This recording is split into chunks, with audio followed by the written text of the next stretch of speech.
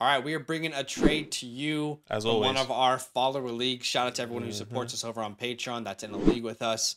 We're looking at the Hotel League today, and a Hotel, trade made by hotel. J22 Ballin and Come Robin on. Stanford. I would say this is truly a blockbuster. Like, you know, if we I use a agree. blockbuster, I think this is truly a I agree. blockbuster. That word, it fits the bill. So what we're going to do is we're going to look at this trade and we're going to talk about it without context, and then we're going to include the context of the team. Why do we do these kind of videos?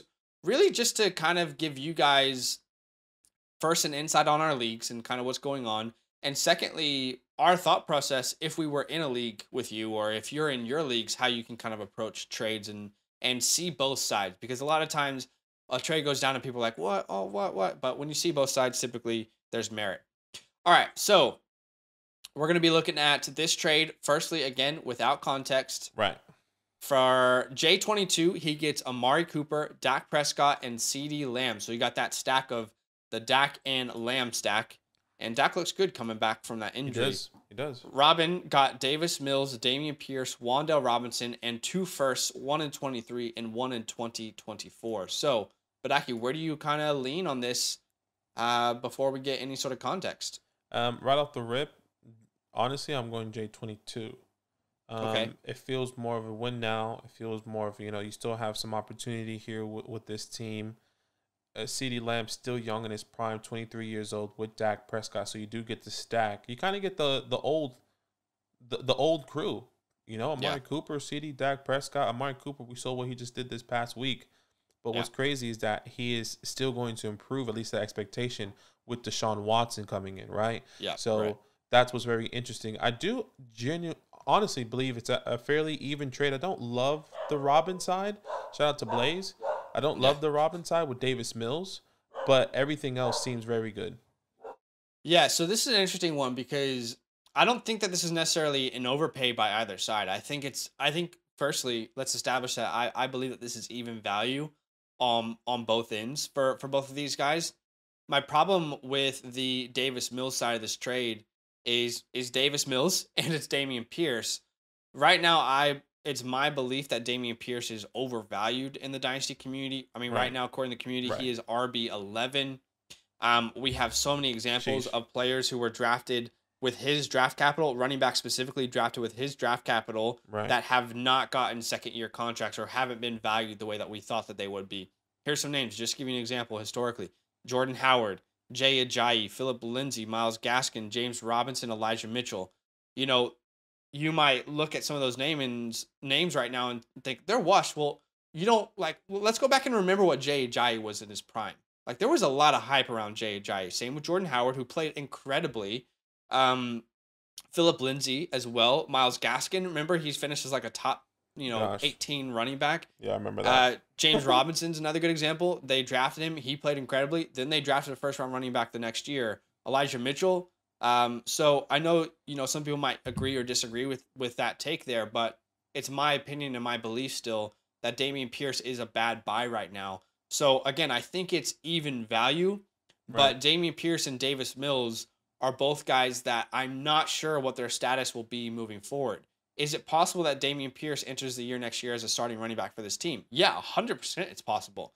I thought the same thing with Antonio Gibson, but then they brought in another running back for Antonio Gibson. So with the amount of free agent running backs that are coming into next year's class and running backs that we like, if you combine the free agent class and the running backs that we like in the draft, there's at least 20 running backs next year that will be entering teams.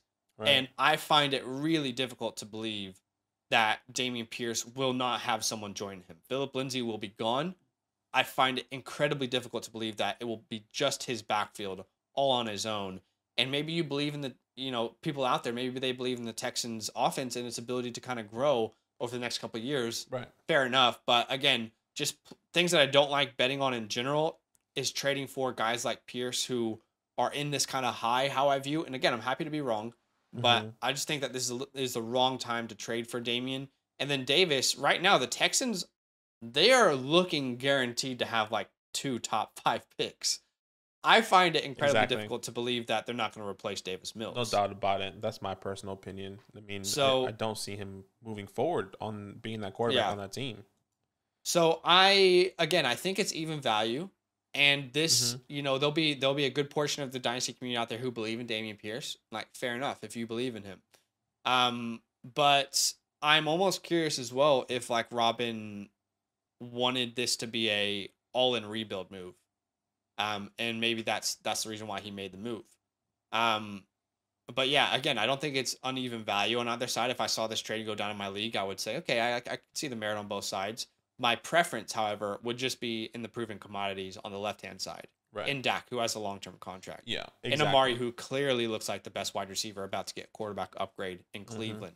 In CeeDee Lamb, who, is he a true alpha? I don't really know the answer to that just yet. But I think he's a young wide receiver that's going to continue to grow in that offense. So I do lean the Dak side of this trade. The Dak side of the trade. At this point, yeah. With just a quick thought process, I do want to throw a couple of names out. Hypothetically, let's say they do not get a running back in this draft class, but they get somebody in free agency. Sure. I'm gonna throw a couple of names out. Let me know if you still want Damian Pierce, or you don't. Right? People that are available next year or coming into 2023. David Montgomery. If he goes to the Texans. So we're just going to go player by player, you're saying? Yeah, we're just going to go player by player and do we still... No, I don't want Pierce. Okay. No. Tony Montgomery, Pollard. that seems like a clear split backfield. Pollard, Mm-hmm. like, would he become the third down back? Because that's what we didn't like, is Damian not getting opportunity through the air. Mm-hmm. Whichever way you see it. It wouldn't kill him, but again, it wouldn't be all that favorable. Okay. I see. I'm just thinking of other people like Jamal Williams, probably the same thing as Tony Pollard. Yeah. Ronald Jones, he's out there. That doesn't bother me at all. Miles Sanders, that would bother me. That definitely bothers me. That would definitely bother me. What about Alexander Madison? That would bother me a little bit. Same as Tony Pollard era, like in that sphere. In the same kind of way. Yeah. Okay, I think that's about it. I think those are the ones that I see taking a significant amount of workload. From Damian Harris, that was the last one. Exactly. I was going to say Damian Harris is one that would worry me as well. Devin Singletary is also available, by the way, next year, apparently. Yeah, that would bug me as well. Okay. I mean, I just want to make sure.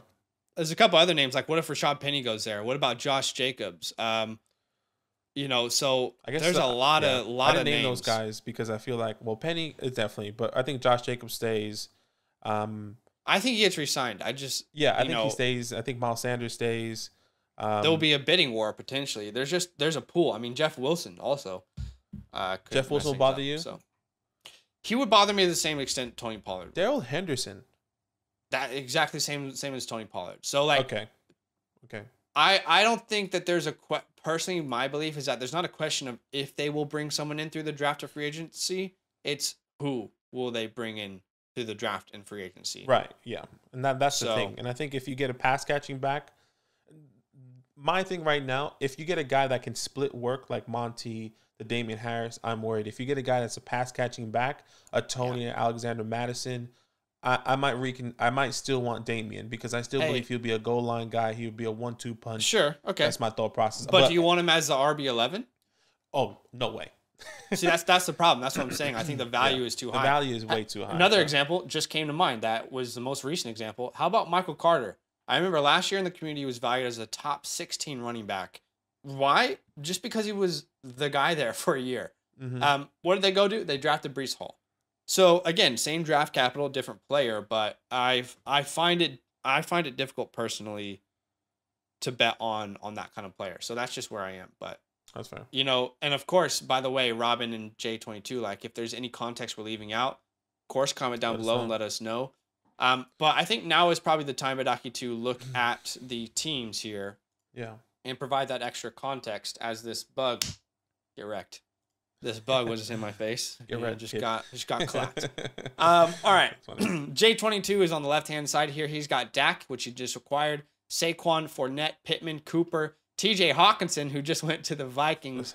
Crazy. Lockett, CeeDee Lamb, and Tom Brady, as well as Tua on his bench, as well as Najee Harris, Michael Carter. Just kind of those are really the main names there. But I like J22's team there. So far, yeah, that's not bad. Yeah. I mean, a lot of pieces that you would question next year, like, for example, Linney, Lockett, I guess you could question long-term, Najee, But still a very, very good team. And I think this is clearly what I thought, which was him going all in. Let me look at the taxi here as you look at the is next there, team. Tell me if there's tell me if there's anyone on taxi for him before we go to the next team, just because I think we'll keep it all in the kind of the same. So J22 right now currently. Sorry, I'm just trying to find his team. No, you're okay. J22. Okay, here we go. J22 currently has Rashad Bateman, Brees Hall, Shakira on either on IR. Rashad Bateman on his taxi. Rashad Bateman on IR, Brees Hall on IR, okay. And then Shakira, and Kate Altman. Okay, so he's got taxi. Bateman and Brees on IR. That would be tough to lose those two. Wow, that definitely would have helped his team. And then who's on his taxi? Shakira, and then Kate Altman. Okay, nice. So he's got some good pieces there as well. He does have some good pieces. All right, so Robin, you can see here is 2-6. Kind of confirmed my suspicion that maybe this was a rebuild move. His quarterbacks, he's got Davis Mills, Samaje Perine, Devin Singletary, Rondale Moore, Tyler Boyd, Kyle Pitts, Paris Campbell, Damian Pierce, Evan Ingram, Ryan Tannehill, Teddy Bridgewater. So Jerry Jeudy's on the bench, Wandale, but it's definitely clearly time to rebuild, I think, in his eyes. I'm curious. Yeah. Can you tell me if he has anyone on his taxi? Or IR? IR, Mike Williams currently, and Javonte Williams. Ah, that's tough, Robin. I feel you on that one. Taxi, this is not really anyone. Pierre Strong, Kenneth Brooks, Sam Howell. Okay, Sam Howell could be interesting. Yeah. I feel you on losing Javonte, Robin. I had him in so many leagues, and that has been just nothing but pain. Okay, so, yeah, I think I understand why Robin made this move. I'm just typically not wanting to get rid of a guy like CeeDee Lamb if I'm rebuilding. But I understand there probably had to be some push and pull here. I'm okay to move on from Dak and Amari. But CeeDee I would have preferred to keep, but there has to be some sort of like push and pull in the agreement, obviously. Yeah. And I'm assuming with Robin, he has some sort of draft capital to try and get. Okay, yeah, that's a good point. We should look at that. We should look at that. Okay, so he only has Ryan Tannehill right now, and then Davis Mills as his quarterback, and he's 2-6. Matt Ryan, jeez, yeah, Matt Ryan. Surely he must have some. All right, let's have a look here at his draft capital. So he's got 1, 2, 3 firsts in 2023. He's also got 2 seconds. Yeah. In 2024, he also has 2 seconds. So he's kind of like at the beginning, I would say, of completely rebuilding this team. I wouldn't be surprised if Mike Williams gets sold when he gets back and healthy.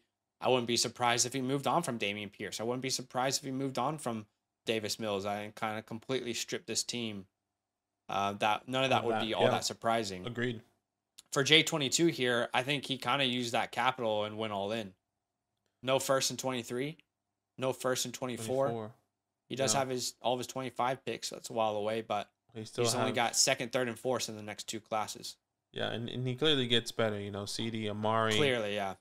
He upgrades in wide receiver off of Wandale. He upgraded a quarterback off of Davis Mills off Davis Mills, and then he gets rid of obviously his draft capital, which is essentially for CeeDee. You know, so I guess if that makes any sense. So it's interesting. Makes sense. Yeah, it makes sense. His wide receiver room, he's got a core of Michael Pittman. I guess just guys that you're going to build with Michael Pittman, CeeDee Lamb, and Rashad Bateman. In his win now mode, Amari Cooper and Tyler Lockett are going to help him there. And I think TJ Hawkinson moving to Minnesota could be huge for his draft, for his value. Like I think he could be much more involved. I'm a bit scared about that, but we can talk about that in a different video. But I am definitely a bit scared of him going there. Okay, interesting. Yeah, I mean, I'm just excited to see what it will look like first, but I can't believe they traded in division. Yeah. And I guess, like, you could say the Lions got good draft capital, but at the same time, like, what are you doing trading in division? Anyway, okay, so considering the context and everything all together, I am still going to lean the Dak Prescott side of this trade. Agreed. However, I can understand why Robin was in a pretty difficult spot. You said he had who on his IR? Javonte Williams? Robin had Javonte Williams, and then JJ had Brees, and I forgot who I had off the top of my head. I can definitely look it up. So I can understand why Robin was in a pretty difficult spot. He lost Javonte Williams. Kyle Pitts was not performing for him. Matt Ryan got benched, and he's not winning games. So at some point, you do have to make a decision of, all right, it's time to look towards the future. Mm-hmm. But anyway, it's a pretty close trade. I don't think anyone got taken advantage of at all. I think it's pretty even value. I just lean towards the Dak side of this trade. Exactly. Completely agree. Getting Amari, Dak, and CeeDee looks like you're going to compete now. You could definitely win. So yeah, we'll see what happens. Yeah, and why don't you guys who are watching this video comment down below and let us know your thoughts. And if Robin or J22 was watching this, any context we left out, let us know. But also, I just forgot, like, he would have lost Dak Prescott for like 5 weeks as well. Man, it would have been rough for Robin. Yeah. It would have been rough for him. Anyway, that's tough. All right, guys. Comment down below, like the video, and we will see you guys in the next one. Huge love. Yo, what's good? Thanks for watching. We got a lot more videos. A lot more. If you want more videos. Watch it. You can also subscribe. Right now. If you want to. You need to. And lastly, don't forget that you can sign up to support the show and get exclusive content by going to patreon.com/FantasyLandFam.